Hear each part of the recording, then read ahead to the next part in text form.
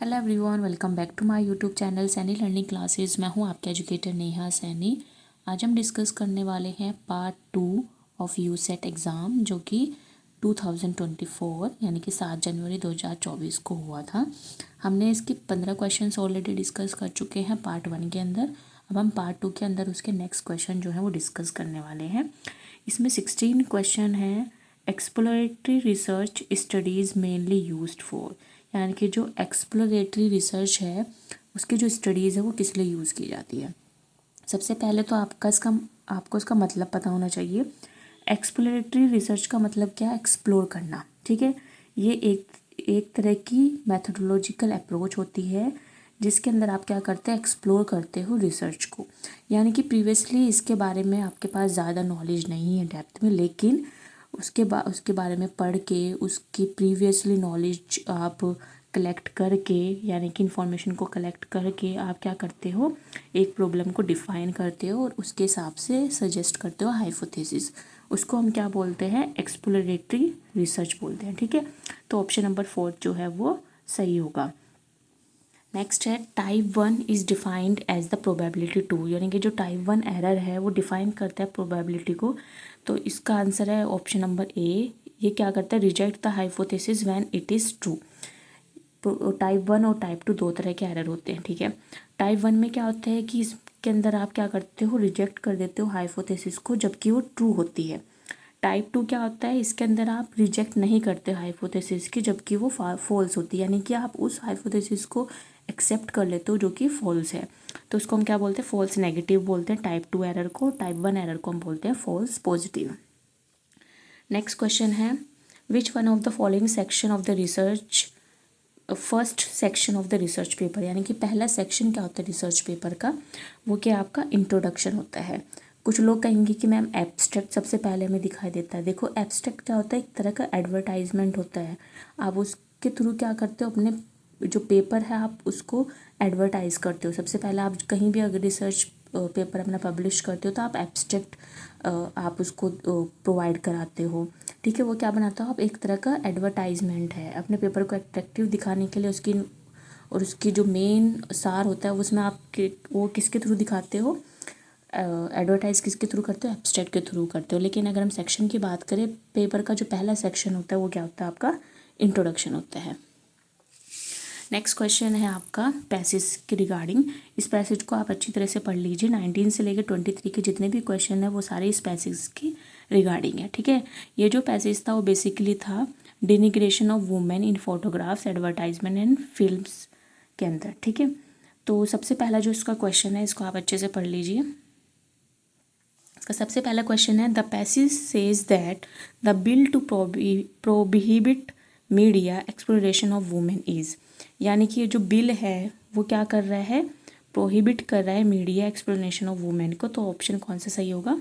देखो, अगर आप इसकी फर्स्ट 2 लाइन्स पढ़ोगे, the news that the union cabinet has considered the draft of A bill, उसमें क्या किया गया है? कंसिडर किया गया है ड्राफ्ट ऑफ बिल को, जो कि प्रोहिबिट करता है denigration of women in photograph, advertisement and films को। ठीक है, तो ऑप्शन नंबर सी जो है वो करेक्ट होगा।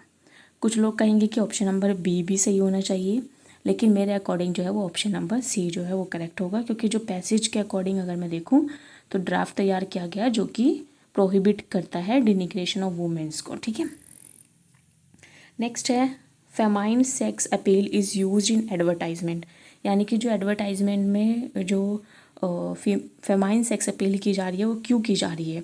तो अगर आप पैराग्राफ को देखोगे तो पैराग्राफ में आपको बहुत क्लियरली मेंशन है कि ये किस लिए की जा रही है?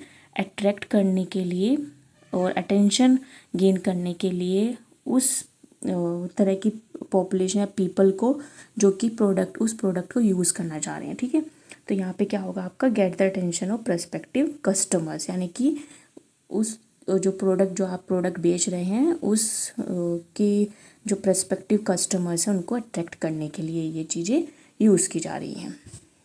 अब आते हैं नेक्स्ट क्वेश्चन पे। Denigration in the phrase denigration of women means, इसका मतलब क्या होता है? टर्निशिंग ए गुड इमेज, यानी कि अच्छी छवि को धूमिल करना, क्या है इसका मतलब है? नेक्स्ट क्वेश्चन है which of the following media can be labelled as the worst in the denigration of women.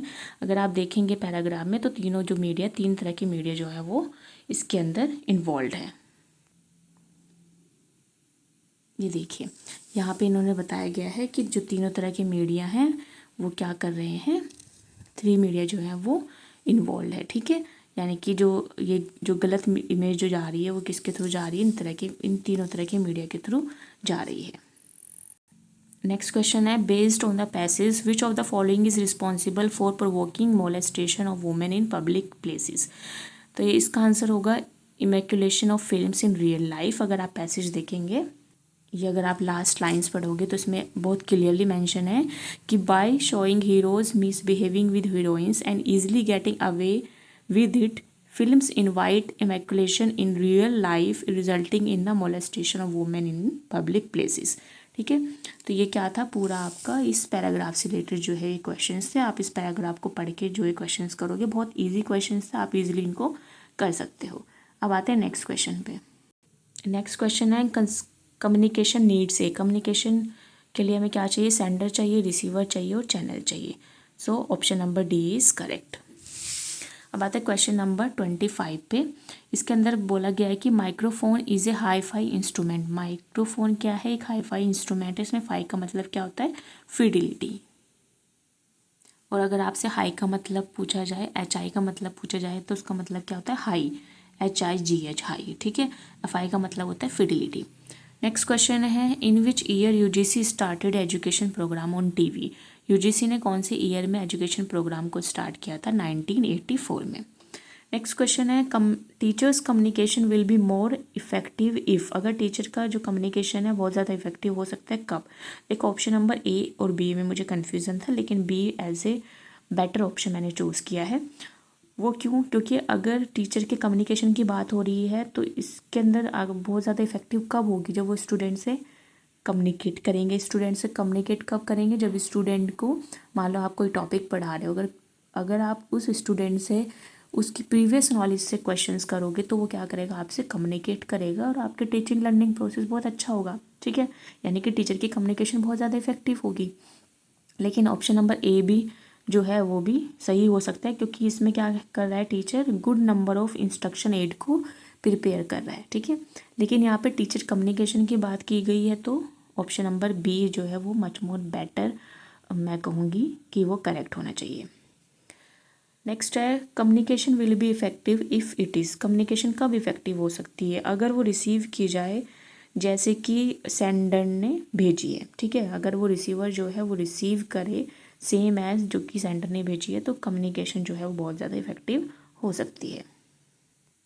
Next question है if 3 + 5 is equal to 16, 7 + 9 is equal to 64, 10 + 12 is equal to 121, then 11 + 3 is.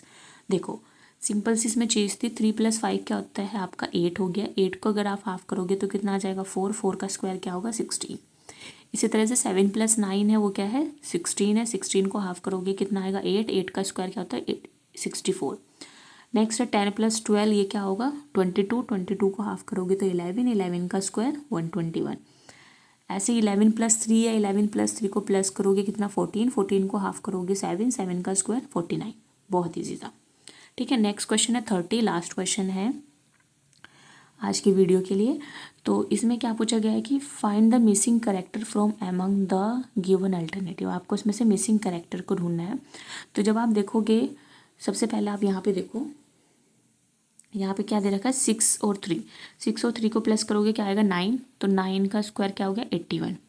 यहाँ पे क्या आया 6 और 2 8, 88 64। ठीक है, यहाँ पे क्या है 5 और 8 कितना हो गया आपका 5 और 8 और 5 कितना हो गया आपका 13, 13 का स्क्वायर 169। अब 8 और 3 कितना हो गया 11, 11 का स्क्वायर 121। तो option number C is correct. ठीक है, ऑप्शन नंबर C क्या होगा करेक्ट होगा 121। आई होप आज की वीडियो भी आपको पसंद आई होगी और क्वेश्चंस के जो सॉल्यूशन है वो भी आप अच्छे से समझ पा रहे होंगे कि किस तरह के क्वेश्चन आते हैं, उनके सॉल्यूशन किस तरह के हैं या और कौन कौन से करेक्ट आंसर्स हैं। सो मिलते हैं आपसे नेक्स्ट क्लास में। आई होप आज की वीडियो आपको पसंद आई होगी।